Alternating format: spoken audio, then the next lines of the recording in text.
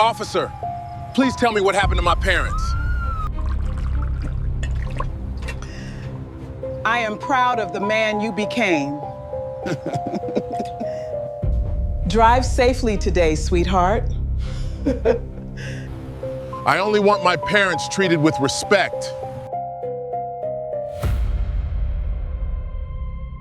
Sir, please, my husband can barely stand.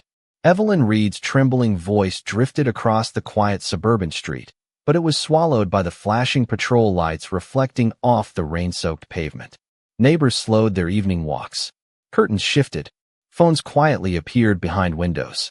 In less than a minute, an ordinary Tuesday had become the kind of moment people would remember long after the sirens faded. Walter Reed, 74 years old, stood beside his aging pickup truck with one hand resting on a worn wooden cane and the other holding a small white paper bag from the neighborhood pharmacy. His breathing was slow, measured, the way his doctor had taught him after heart surgery 3 years earlier.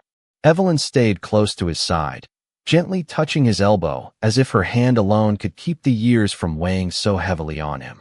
Across from them, Officer Daniel Brooks maintained a rigid posture, convinced that something about the elderly couple didn't fit the story he had already built in his mind. A report of a suspicious vehicle had brought him to the quiet neighborhood only moments before. The truck matched a vague description. That was enough for him to keep asking questions even after Walter calmly explained they had lived on Maple Ridge Drive for nearly 4 decades. The old brick house behind them carried faded blue shutters that Walter had painted himself every spring since 1988. Wind chimes swayed gently beneath the porch roof. A neatly folded American flag rested inside a glass display case near the front window, visible from the sidewalk whenever the evening sun hit the glass. Brooks barely glanced toward the house. His attention stayed fixed on the couple. Evelyn looked around, embarrassed by the growing audience. She recognized nearly every face peeking from driveways and porches. Mrs. Hernandez from next door clutched her grocery bags without moving. Little Tommy Collins stopped riding his bicycle and stared with wide, confused eyes. Nobody understood why Walter and Evelyn Reed, the kindest couple on the block, were suddenly standing beneath flashing lights.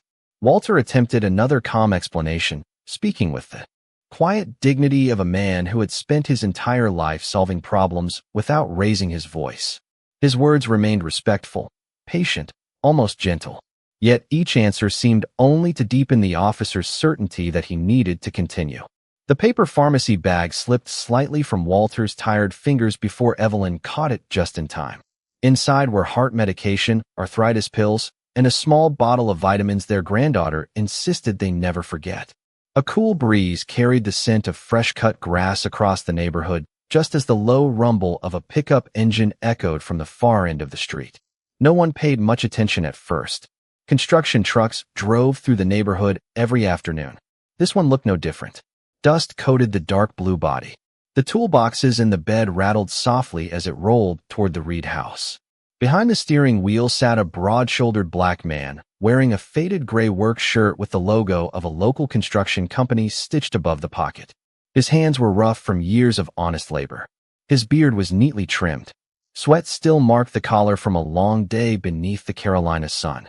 As the truck rounded the corner, his eyes lifted toward the familiar front yard. He expected to see his father watering tomatoes and his mother waving from the porch like she always did. Instead, he saw flashing lights, strangers watching, and his elderly parents standing in the middle of the driveway with anxious faces he had never seen before. Marcus Reed eased off the accelerator without saying a word. The truck rolled quietly to the curb before coming to a gentle stop. He rested both hands on the steering wheel for one long second, studying the scene with the steady focus of a man who had learned long ago that the first decision in a tense moment often became the most important one. Before we continue, if you enjoy powerful stories that reveal the strength of the human spirit and the choices that shape our lives, subscribe to Narralight. Every story has a lesson, every choice has a consequence, and sometimes the smallest moment changes everything. Now, let's see what happens next. Marcus. Reed stepped out of the truck with the same unhurried pace he used every evening after work. His heavy steel-toe boots touched the wet pavement one careful step at a time, and he quietly closed the driver's door without letting it slam. Even after 10 exhausting hours pouring concrete beneath the humid North Carolina sky, he still carried himself with calm discipline instead of frustration. Most people who passed him on the street noticed only his size. At 6 feet 4 inches tall with broad shoulders and a solid frame that years of physical labor had only thickened, Marcus naturally drew attention wherever he went. Children sometimes whispered that he looked intimidating until they watched him help an elderly neighbor carry groceries or patiently fix a broken bicycle for a kid down the block. Those who actually knew him understood something very different. They knew the first person Marcus always greeted each morning was his mother. They knew every Friday evening he mowed not only his own lawn but 3 others belonging to elderly residents who could no longer manage the work themselves. They knew he quietly paid for Mr. Jenkins's heating bill one winter and never told anyone. To the neighborhood, he was simply the dependable man with the dusty pickup truck who never expected recognition for doing the right thing. Few people knew where that quiet discipline had come from. Marcus had spent years serving far from home before returning to North Carolina after his final deployment. When people thanked him for his service, he always smiled politely and changed the subject.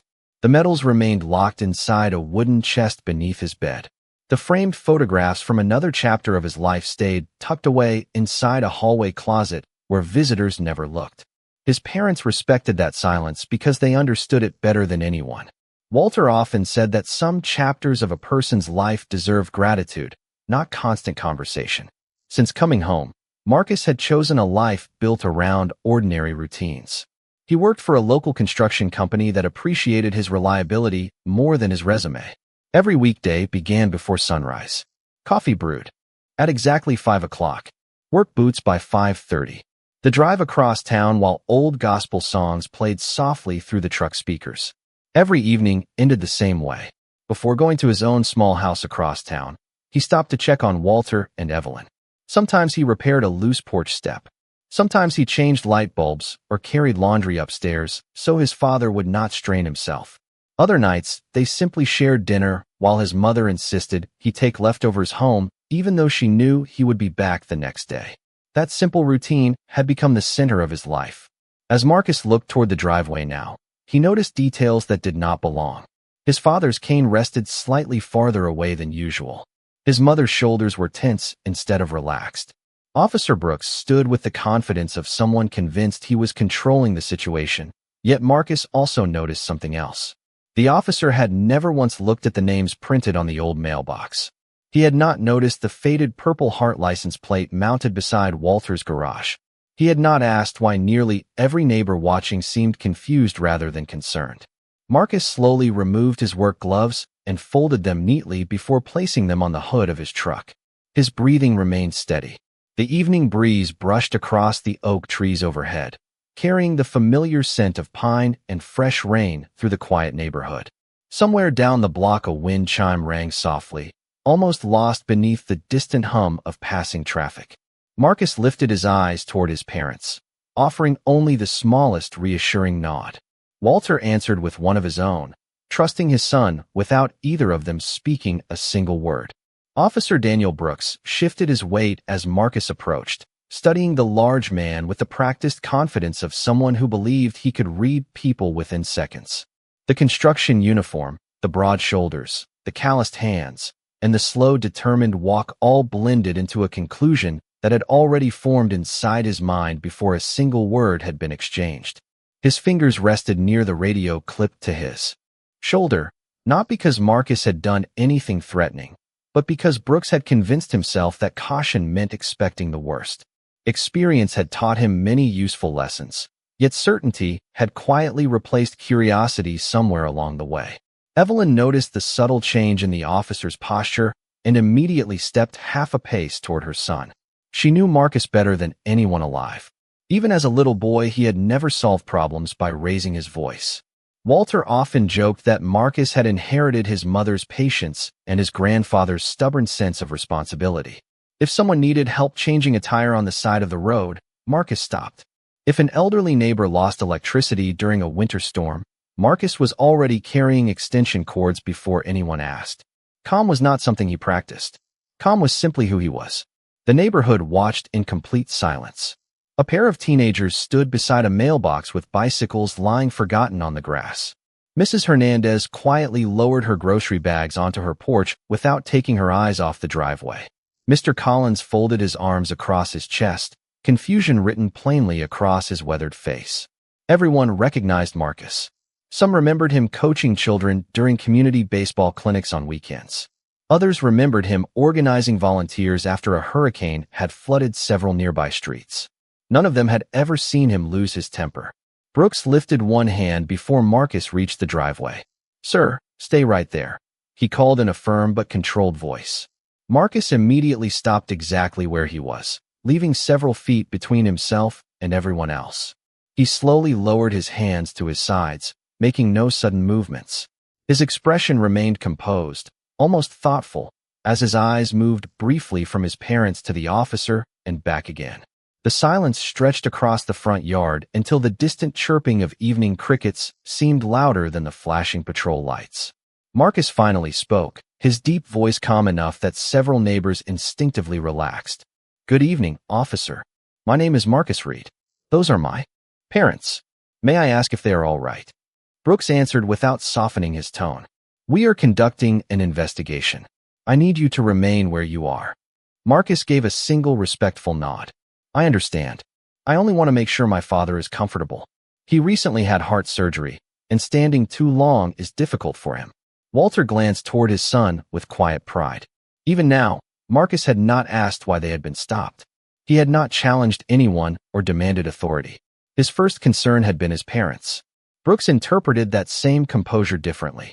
Instead of seeing restraint, he saw confidence that made him uncomfortable because it refused to fit the assumptions already settled in his mind. He glanced toward the patrol car, where the dashboard camera continued recording every passing second beneath the fading evening sky. The golden sunlight filtering through the tall oak branches painted long shadows across the driveway, while the small American flag beside the porch fluttered gently in the breeze. Marcus remained exactly where he had stopped, shoulders relaxed, breathing steady, waiting with remarkable patience for someone willing to listen before deciding who he truly was. Marcus waited until the silence settled before speaking again. His voice remained steady, carrying neither frustration nor fear, only quiet respect. "Officer, I am not here to interfere with your work. I simply want to understand what happened." Daniel Brooks studied him carefully, almost searching for a crack in the calm expression standing several yards away. Instead, he found only patience. It unsettled him more than raised voices ever could. "We received a report about a vehicle connected to suspicious activity," Brooks replied. "Your parents match part of the description." Marcus slowly turned his eyes toward his father's weathered pickup truck. The faded blue paint reflected the last rays of daylight, while the pharmacy receipt still rested beneath one windshield wiper where Walter had tucked it moments earlier. Marcus looked back at the officer. "May I ask what part of the description matched?" Brooks hesitated for the briefest moment. "The vehicle." Marcus nodded once. "I understand. Was there anything else?" The question hung quietly in the air. Brooks realized he did not have another detail to offer. Before he could answer, Marcus spoke again with remarkable composure. "Officer, I appreciate that you answered a call. I know every report deserves attention. I only ask that my parents be treated with the same dignity you would want for your own family." Evelyn felt tears gathering in her eyes, not from fear now, but from hearing the kindness in her son's voice. Walter remained silent beside her, watching Marcus with the quiet pride that only a father could understand. Across the street, another patrol vehicle rolled slowly into the neighborhood and parked behind Brooks's cruiser. A younger officer stepped out, looked toward the gathering crowd, then quietly remained near the sidewalk without interrupting. The atmosphere grew heavier as more neighbors wandered outside. Nobody shouted. Nobody argued. They simply watched. Marcus carefully slipped one hand into the front pocket of his work shirt. Brooks immediately stiffened, but Marcus paused before removing anything. "Officer, my wallet is in this pocket. May I take it out?" Brooks answered cautiously. "Go ahead." Marcus slowly removed a worn leather wallet and held it where everyone could clearly see. He opened it carefully before taking out his driver's license. "This is my identification. If it helps answer any questions, you are welcome to verify who I am." Brooks accepted the license without responding. The small plastic card looked ordinary enough. Construction worker. Local address. Nothing unusual at first glance. Marcus continued speaking with the same measured tone. I also want to respectfully request that this conversation remain fully documented through your body camera and your patrol vehicle camera. That protects everyone involved, including your department, my parents, and myself. Several neighbors quietly exchanged glances. The request sounded thoughtful rather than confrontational. Even the younger officer standing near the second cruiser seemed to notice the difference. Brooks looked briefly toward the blinking camera mounted on his uniform before returning his attention to Marcus. Everything is already being recorded, he replied. Thank you, Marcus answered simply. That gives me confidence that everything said here will be remembered exactly as it happened. The evening breeze carried the scent of fresh rain across the neighborhood again, gently stirring the American flag hanging beside the Reed family's porch. Its quiet movement caught Marcus's attention for only a second before he returned his focus to the officer. There was no anger in his face, no attempt to embarrass anyone in front of the growing crowd. He stood exactly where he had been instructed to stand, speaking with the discipline of a man who understood that true strength was measured long before anyone discovered his past. Brooks lowered his eyes to the driver's license once more, unaware that the ordinary name printed across the card was only the smallest part of the story waiting to unfold. Daniel Brooks studied the driver's license a second time, then a third, as though another look might reveal something the first two had missed. The address matched the house. The last name matched the mailbox. Nothing on the card justified the quiet suspicion that still lingered in his mind, yet he could not seem to let it go. He handed the license to the younger officer without a word. Run his information, Brooks said. The younger officer nodded, walked back toward the second patrol vehicle, and disappeared behind the open driver's door. Marcus accepted the brief silence with remarkable patience. He folded his hands loosely in front of him and waited. Walter shifted his weight slightly, leaning a little more heavily on his cane. Evelyn noticed the strain immediately. Walter, are you all right? She asked softly. He offered a reassuring smile that never quite reached his tired eyes. I am fine, he answered, although his breathing had grown slower than before. Marcus noticed it too. His expression remained calm, but concern quietly settled behind his eyes. Officer, he said gently, my father has been standing for several minutes. Would it be possible for him to sit on the porch while your investigation continues? He is not going anywhere. Brooks looked toward Walter, then toward the front steps only a few yards away. Instead of answering immediately, he glanced at the growing crowd gathered along the sidewalks. More neighbors had quietly stepped outside. A delivery driver had stopped across the street, remaining inside his van as he watched. A woman walking her golden retriever paused beneath a maple tree. No one interrupted. They simply observed. Brooks folded his arms. For now, everyone stays where they are, he replied. The words landed heavily over the quiet neighborhood. Evelyn lowered her eyes for a moment, gently squeezing her husband's arm. Marcus did not argue. He simply nodded once. I understand your decision, he said. Thank you for hearing my request. The younger officer returned from the cruiser carrying a small tablet. He leaned close enough for Brooks to hear without the neighbors listening.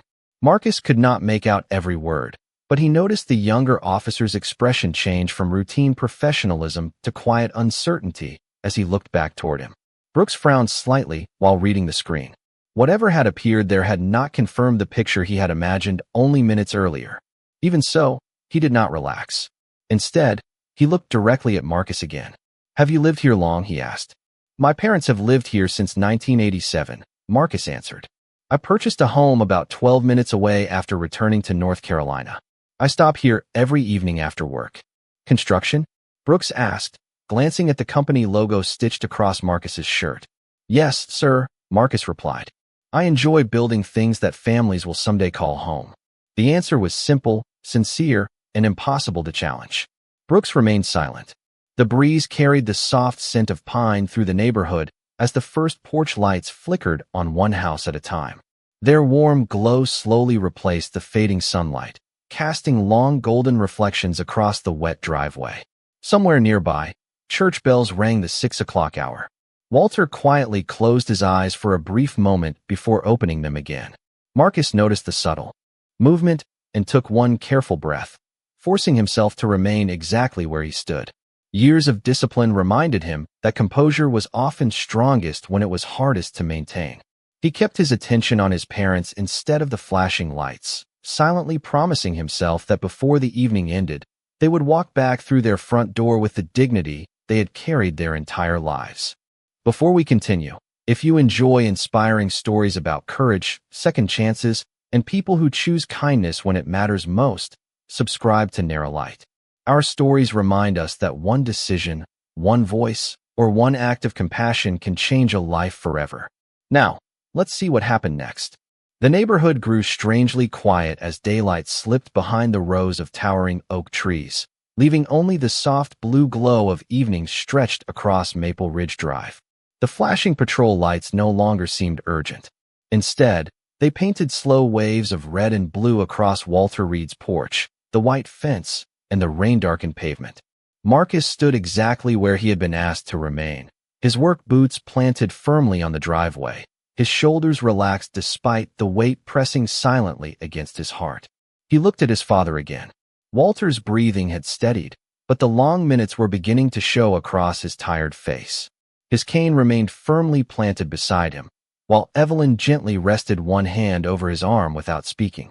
They had spent decades building a life defined by quiet dignity, and Marcus could see that neither of them wanted this evening to become a spectacle for the neighborhood. The realization settled deeply inside him. Years earlier, in places far from home, Marcus had learned that moments of silence often carried more meaning than shouted commands ever could. He remembered standing beneath unfamiliar skies before sunrise, feeling the weight of responsibility settle over every decision. Those memories did not arrive as dramatic flashes. They came quietly, carried by familiar sensations.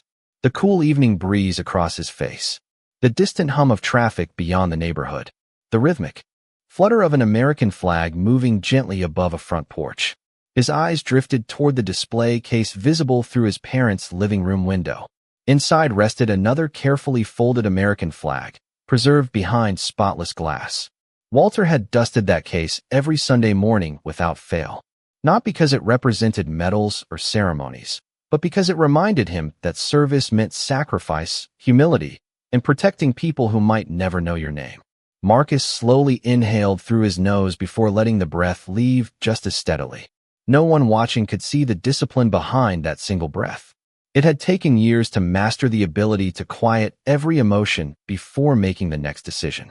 He understood that anger often invited misunderstanding, while patience gave truth room to reveal itself. Across the street, Mrs. Hernandez quietly stepped onto her porch carrying 2 bottles of water. Without crossing the driveway or interrupting anyone, she simply placed them near the edge of Walter's mailbox before returning home. The small gesture spoke louder than words. One by one, neighbors began lowering their phones. Curiosity gradually gave way to concern for the elderly couple who had spent so many years helping everyone around them. Even the younger officer glanced toward Walter with growing uneasiness before lowering his eyes again. Daniel Brooks remained silent, staring at the information displayed on the tablet once more. The certainty he had carried earlier no longer seemed quite as solid. Questions had begun replacing assumptions, although pride still prevented him from admitting it aloud. Marcus noticed the hesitation but chose not to press the moment. Instead, he spoke softly enough that only those nearest could hear. "Mom, Dad, we are going to get through this together." Evelyn answered with a gentle smile that shimmered beneath tired eyes. Walter gave another almost invisible nod. The porch light above the front door flickered on automatically as dusk settled completely over the neighborhood, casting a warm golden circle across the entrance they hoped to walk through again within minutes. The contrast between that welcoming light and the cold reflections from the patrol cars seemed to divide the driveway into 2 different worlds. Marcus fixed his eyes on the porch instead of the flashing lights. Home was only a few yards away, yet it suddenly felt like something worth quietly fighting for, not with force or anger, but with patience, truth, and the unshakable belief that dignity never needed to raise its voice. The quiet was finally broken by the sharp crackle of a police radio. The younger officer looked down at the tablet in his hands just as another message appeared across the screen. His eyes widened ever so slightly before lifting toward Marcus again. "Sir," he said softly to Daniel Brooks. "There is another note attached to his record." Brooks extended his hand without taking his eyes off Marcus. The tablet changed hands, and for several long seconds, only the blinking reflections of the patrol lights moved across Brooks's face. The confidence that had carried him through the evening slowly gave way to confusion. He read the information once, then again, scrolling farther than before. His jaw tightened, not from anger this time, but from disbelief. Before he could speak, another vehicle turned slowly onto Maple Ridge Drive. It was not another patrol car. A dark sport utility vehicle rolled quietly to the curb behind the second cruiser. The engine shut off, and a gray-haired man wearing a department windbreaker stepped outside. Sergeant Kyle Donovan had spent nearly 3 decades in law enforcement. His calm presence alone seemed to settle the restless energy hanging over the street. Brooks straightened immediately. "Sergeant," he called, taking a few steps forward. Donovan accepted the tablet without a word. He scanned the screen for only a few seconds before raising his eyes toward the man standing patiently in the driveway. For a brief moment, the veteran officer simply stared. Then recognition crossed his face with unmistakable certainty. He looked back at the photograph attached to the personnel record, then toward Marcus once more. The years had added a heavier frame and a construction uniform, but the eyes had not changed. Donovan slowly walked across the driveway, until only a few feet separated them. Marcus met his gaze politely, searching his face as though trying to remember where they might have crossed paths. Then Donovan gave the smallest respectful smile. "Marcus Reed," he said quietly. "I wondered if that was really you." Marcus nodded. "Good evening, Sergeant." Brooks looked from one man to the other, completely caught off guard by the familiarity in their voices. Donovan turned toward him before speaking again. "Several years ago, I attended a statewide veterans recognition ceremony. Mr. Reed received one of the highest commendations presented that day. He served this country with extraordinary distinction as a United States Navy SEAL." The words settled over the neighborhood like complete silence. Nobody moved. Even the breeze seemed to pause beneath the oak trees. Mrs. Hernandez placed one hand over her heart. Mr. Collins lowered his head slowly. The younger officer glanced toward Marcus with open surprise, as though seeing him for the very first time. Brooks remained frozen. The broad construction worker he had quietly judged throughout the evening suddenly became someone whose story reached far beyond the dusty work boots and faded gray shirt standing before him. Donovan continued in the same measured tone. After leaving military service, he chose a private life. He declined several public interviews. He requested that his service remain separate from his civilian career. That request has always been respected. Marcus lowered his eyes briefly, clearly uncomfortable with the attention. "Sergeant, I would appreciate it if we kept the focus on my parents," he said gently. "They have been standing long enough." Donovan nodded immediately. "Of course." The answer came without hesitation. Brooks slowly looked toward Walter and Evelyn, then back to Marcus. For the first time since arriving on Maple Ridge Drive, the assumptions that had shaped every decision that evening quietly began to fall away, replaced by the uncomfortable realization that true character had been standing in front of him all along, asking only for fairness, patience, and respect. Daniel Brooks stood motionless for several seconds, the weight of Sergeant Donovan's words settling far deeper than the evening silence surrounding them. The flashing lights that had seemed so commanding only moments before now reflected across the wet pavement with an almost uncomfortable stillness. Brooks looked toward Walter Reed first. The elderly man still leaned gently on his cane, saying nothing, asking for nothing, carrying himself with quiet dignity despite the long and exhausting wait. Evelyn remained beside him, her hand never leaving her husband's arm. Neither of them had raised their voices. Neither had demanded special treatment. They had simply asked to be treated fairly. Brooks slowly lowered the tablet into his hands before taking one careful step forward. His voice, when it finally came, no longer carried the certainty that had filled it earlier. "Mr. Reed," he said, looking directly at Walter. "Mrs. Reed, I owe both of you an apology." The neighborhood remained completely silent. Even the younger officer shifted his attention toward Brooks, surprised by the sincerity in his tone. Brooks continued, choosing each word carefully. "I allowed assumptions to influence my judgment before I fully understood the situation.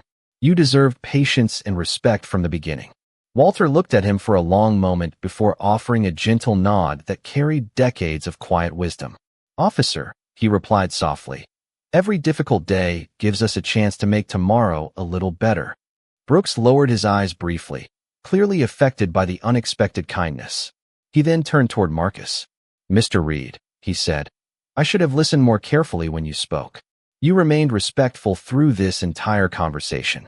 Thank you for doing that." Marcus answered with the same calm expression he had carried all evening. "I appreciate your words, officer. My parents taught me that respect is easiest to give when someone else forgets to offer it." Those standing nearby exchanged quiet glances. Mrs. Hernandez smiled through moist eyes.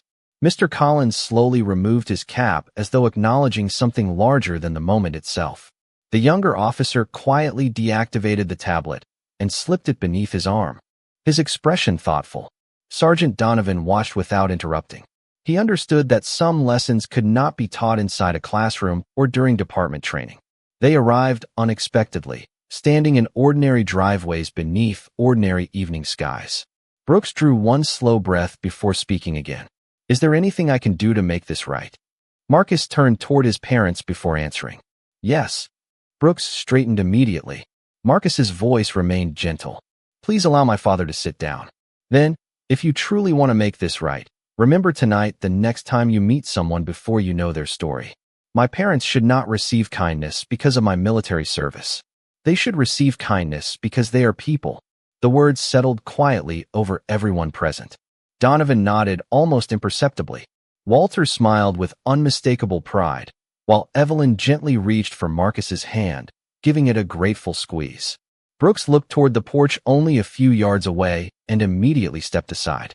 "Mr. Reed, Mrs. Reed, please go inside and enjoy your evening." Walter thanked him with simple courtesy before taking slow, careful steps toward the front walk beside Evelyn.